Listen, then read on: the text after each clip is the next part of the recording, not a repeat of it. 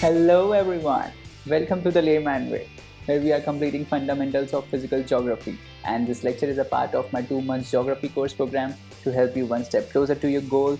And guys, this program is all free, so don't forget to smash that like button, subscribe, and also turn on the notifications.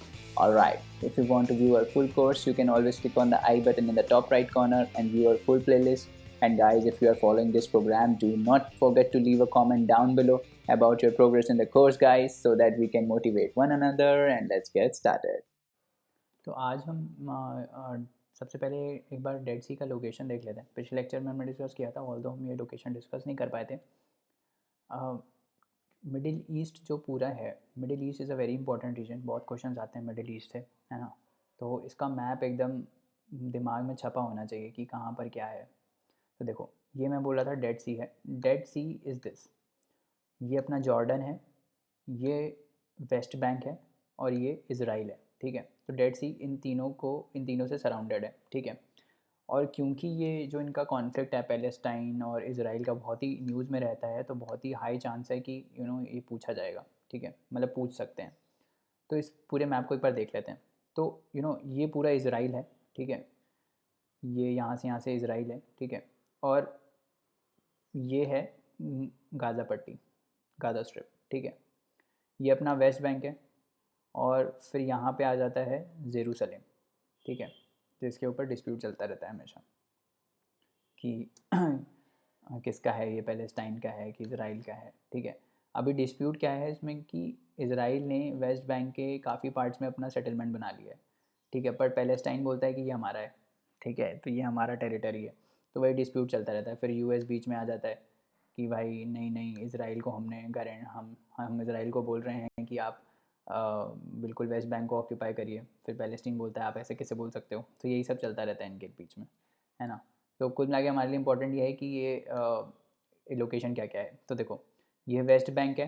ठीक है. West Bank अगर कोई पूछे किसके किसके बीच में, तो वो जॉर्डन और इसराइल के बीच में. जॉर्डन और इसराइल ही है, कहीं सीरिया मत मार देना. जॉर्डन और इसराइल के बीच में वेस्ट बैंक है. ठीक है. फिर थोड़ा और ऊपर जाओगे तो यहाँ पे आपको दिखेगा गोलन हाइट्स. ये भी बहुत इंपॉर्टेंट रीजन है. इसको पहले सीरिया ने ऑक्यूपाई कर लिया था. फिर इसराइल ने फिर से लड़ाई करके फिर से गोलन हाइट्स को खुद ले लिया. ठीक है. पढ़ोगे इंटरनेशनल रिलेशंस तो पता चलेगा कौन सी तो वॉर थी वो, अरब इसराइली वॉर. ठीक है. तो उसमें इन्होंने कैप्चर कर लिया था सीरिया ने. फिर बाद में इन्होंने इसराइल ने फिर कैप्चर कर लिया वापस. तो गोलन हाइट्स हो गया एक. ठीक है. ये गोलन हाइट्स जो है ये सीरिया से सराउंडेड है. यहाँ पे ऊपर है लेबनन और इधर इसराइल और इधर जॉर्डन. तो 4 कंट्रीज से सराउंडेड है. जॉर्डन, सीरिया, लेबनन और इसराइल. ठीक है. तो ये हो गया. और यहाँ पे इसराइल किससे टच करता है, इजिप्ट से टच करता है इधर. ठीक है. और ये ये जो बॉर्डर है ये कौन से सी पे खुलती है, मेडिटेरियन सी पे. ठीक है. तो ये ऐसे कोई पूछ ले कि इसराइल क्या मेडिटेरियन सी को टच करता है, यस. और कौन टच करता है, लेबनन टच करता है. और कौन टच करता है, इजिप्ट भी टच करता है ना. तो इस टाइप से ये मैप है ना. इसको एक बार देख लेना थोड़ा समझ के. इतना वैसे काफ़ी है, बार बार पढ़ोगे तो याद हो जाएगा, है ना. तो चलिए आगे बढ़ते हैं. और आज हम देखते हैं कि लेक का क्लासिफिकेशन हम कैसे करेंगे, है ना. तो लेक्स जो हैं वो बनते कैसे हैं, उनके बेसिस पे उनका क्लासिफिकेशन होता है. जैसे कि पहला जो क्लासिफिकेशन है वो है अर्थ मूवमेंट. अब अर्थ मूवमेंट का क्या मतलब है. अर्थ मूवमेंट का ये मतलब है कि लेक बनता कैसे है कि भाई कोई डिप्रेशन आ जाए. ठीक है. अब जैसे मैंने बोला था, बेसिक कंसेप्ट यही है कि डिप्रेशन आ जाए लैंड में और वहाँ पानी एक्यूमुलेट हो जाए. ऐसे ही लेक बनता है हमारा, है ना. तो वो डिप्रेशन कैसे आ सकता है कि भाई अर्थ की जो प्लेट्स हैं, है ना, वो मूव करें.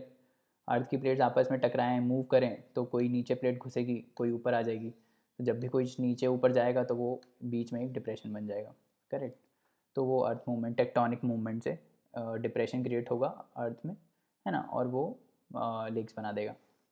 फिर हमने दूसरा देखा था ग्लेशिएशन. जब हम ग्लेशियर लैंडफॉर्म्स पढ़ रहे थे, है ना, तब हमने उसमें ये पढ़ा था कि जब माउंटेन से ग्लेशियर निकलता है तो यहाँ पे वो डेंट सा क्रिएट करता रहता है धीरे धीरे धीरे धीरे धीरे. और फिर जो ये डेंट है वो बड़ा होके ऐसे कॉरी टाइप बन जाता है ना. और फिर वहाँ पे जब पानी एक्यूमुलेट करता है तो उसको हम बोलते थे टान लेक. याद है ना, टान लेक. तो वो ग्लेशिएशन से बनते हैं. ठीक है. ग्लेशियर्स जो हैं वो जब ग्लेशियर मूव करते हैं, इतना भारी ग्लेशियर मूव करता है तो वो रॉक को इरोड करता हुआ चलता है और वो लैंड को डिप्रेस कर देता है. ठीक है. तो वहाँ पे जब पानी एक्यूमुलेट होता है उसको हम बोल देते हैं लेक्स, वहाँ से लेक्स आ जाता है। फिर दूसरा है वॉल्केनिक एक्टिविटी। वॉल्केनिक एक्टिविटी से कैसे बनेगा कि देखो भाई, वॉल्केनिक एक्टिविटी से ऐसे बनेगा कि लावा मान लो निकल रहा है, ठीक है, लावा ऐसे निकल रहा है। लावा ने जाके बीच में कोई ऐसे जब वो कूल डाउन हुआ लावा, तो उसने ऐसे एक स्ट्रक्चर बना दिया। अब यहाँ से पानी आ रहा था, लावा ऐसे कूल डाउन होता गया होता गया होता गया और एक उसने ऐसे इतना बड़ा स्ट्रक्चर बना दिया, ठीक है। हमने देखे थे लावा डैम लेक्स, जब वॉल्केनोस पढ़ रहे थे तो हमने देखा था लावा डैम लेक्स, ठीक है। तो वहाँ पानी एक्यूमुलेट हो जाएगा तो उससे बन जाएगा। फिर तीसरा है इरोजन। इरोजन से भी कैसे बन सकता है? इरोजन से जब हम डेजर्ट्स का लैंडफॉर्म डिस्कस कर रहे थे तो हमने देखा था ना कि जो स्वॉलो हो, ये आपके क्या डिफ्लेशन हॉलोज होते हैं, कि भाई जब विंड जा रही होती है तो वो सैंड को एक वहाँ पे बहाती जाती है सैंड को बेसिकली, और एक डिप्रेशन क्रिएट करती रहती है, और तब तक क्रिएट करती है जब तक क्या होता है, जब तक यहाँ पानी ना आ जाए, है ना। ऐसा पढ़ा था ना हमने, जिसको हम ओएसएस बोल रहे थे, राइट। तो ओएसएस ऐसे ही बनते हैं, ओएसएस ओएसएस ऐसे ही बनते हैं कि भाई विंड आती है, विंड जो है वो सैंड को लेती चली आती है और नीचे जो ज़मीन है उसको इतना एरोड कर देती है कि जो वाटर टेबल है वो रीच कर जाता है और वो पानी जो है वो सरफेस पे आ जाता है ना। तो वो एक मेथड हो गया। फिर एक है डिपोजिशन। डिपोजिशन से कैसे बनेगा? अब मान लो यही जो इरोड करने वाला एजेंट है ना, वहीं कहीं जाके पत्थर, जैसे मान लो रिवर है, अब रिवर मान लो कहीं जा रही है और इतना पत्थर वत्थर जमा कर दिए कि वो एक बैरियर टाइप बन गया, ठीक है। अब बैरियर टाइप बन गया अगर वो, और फिर वहाँ पे पानी आएगा, और मान लो ड्राई सीज़न आया और रिवर का वाटर इवेपोरेट हो गया और थोड़ा थोड़ा पानी इधर बचा, तो वो क्या हो जाएगा? वो लेक बन जाएगा। जैसे हमने देखा था ऑक्सबो लेक, इसका एक एग्जांपल है ऑक्सबो लेक। ऑक्सबो लेक कैसे बन रहा था भाई? रिवर ऐसे आई थी, फिर एक एक जगह इरोजन हो रहा था, एक जगह डिपोजिशन हो रहा था, यहाँ पे रोड होती जा रही थी, है ना, यहाँ पे रोड होती जा रही थी और अंदर की साइड डिपॉजिट हो रही थी। तो फिर ये इतना यहाँ पे इरोड होके इतना इरोड हो गया कि भाई ये यहाँ से कट ऑफ ही हो गया, है ना, और ये बना दिया इसने ऑक्सबो लेक। तो ऑक्सबो लेक डिपोजिशन से ही बना है, करेक्ट, ऐसे ही बना है। अगर नहीं समझ में आ रहा है ऑक्सबो लेक तो पीछे जाके देखो पहले कैसे बना है रिवर के लैंड फॉर्म्स में, ठीक है। उसके बाद ह्यूमन एंड बायोलॉजिकल एक्टिविटीज़। अब ह्यूमन एंड बायोलॉजिकल एक्टिविटीज़ से कैसे बन सकता है भाई? आर्टिफिशियल लेक्स भी होते हैं टूरिस्ट को अट्रैक्ट करने के लिए, मैन मेड लेक्स भी हमने बनाए हैं, है ना, नेचुरल के अलावा। और फिर कुछ कुछ एनिमल्स भी लेक बना देते हैं कि भाई गड्ढा खोदते रहे, फिर रेनी सीजन में वहाँ पे पानी आने लगा तो वो एक लेक बन गया, है ना, पॉन्ड टाइप बन गया, तो वो होता है लेक, ठीक है। अब बस यही है। अब यहाँ पे इस वाले लेक्चर में हम सिर्फ क्लासिफिकेशन बढ़ रहे हैं और डीप में अगले लेक्चर में डिस्कस करेंगे, और ठीक है। तो टेक्टोनिक लेक्स, हाँ, एक मैंने बताया कैसे बनते हैं, ठीक है। उसके एग्जांपल हैं लेक टिटिकाका और कैस्पियन सी।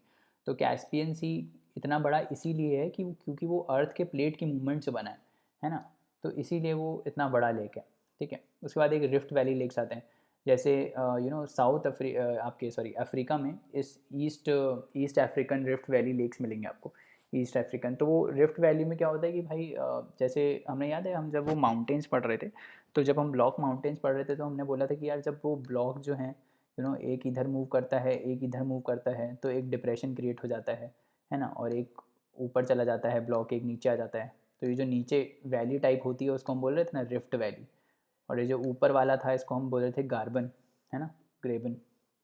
इस टाइप से बोला था ना हमने कि भाई ये ब्लॉक है, एक नीचे ब्लॉक चला गया, फिर एक ऐसा ब्लॉक है ना। तो ये जो डिप्रेशन था इसको हमने बोल दिया था रिफ्ट, तो वही होते हैं रिफ्ट वैली लेक्स, ठीक है। तो इसके एग्जाम्पल हैं लेक तंग्यानिक या फिर डेड सी, ठीक है। फिर आगे बढ़ते हैं।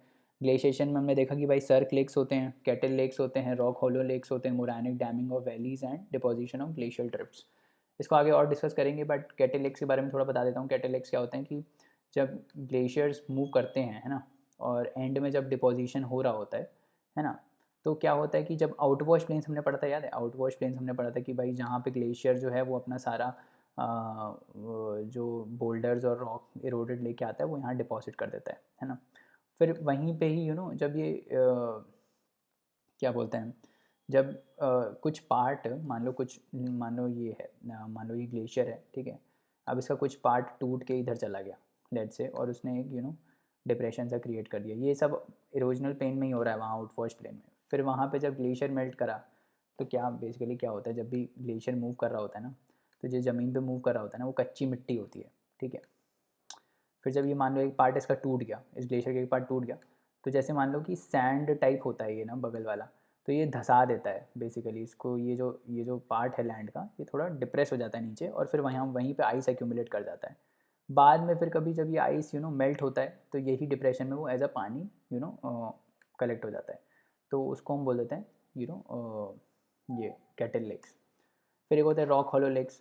रॉक हॉलो लेक्स क्या होते हैं कि भाई ग्लेशियर आ रहा है, ग्लेशियर ने रॉक को तोड़ दिया और रॉक में डिप्रेशन क्रिएट कर दिया, तो उसको हम बोल देते हैं रॉक हॉलो लेक्स। फिर morainic damming of valleys. Morainic damming of valley से क्या मतलब है कि भाई जो मोरेन्स लेके आ रहा है ग्लेशियर, ठीक है, जो ग्लेशियर के मोरेन्स हैं वो अगर किसी रिवर वैली को डैम कर दें, मतलब जाम कर दें, बीच में एक बैरियर सा बना दें, ठीक है, क्योंकि ग्लेशियर तो बहुत ज़्यादा वो लेके आता है, बड़े बड़े पत्थर लेके आता है, तो ये मान लो एक बैरियर क्रिएट हो गया इधर, तो क्या बनेगा इधर, इधर बन जाएगा आपका लेक, क्योंकि रिवर तो फ्लो नहीं कर पाएगी, फिर यहाँ पे पानी कलेक्ट होता रहेगा और वो हो जाएगा लेक। फिर एक glacier deposition of glacier drifts हैं, ठीक है, तो इस टाइप से बनते हैं।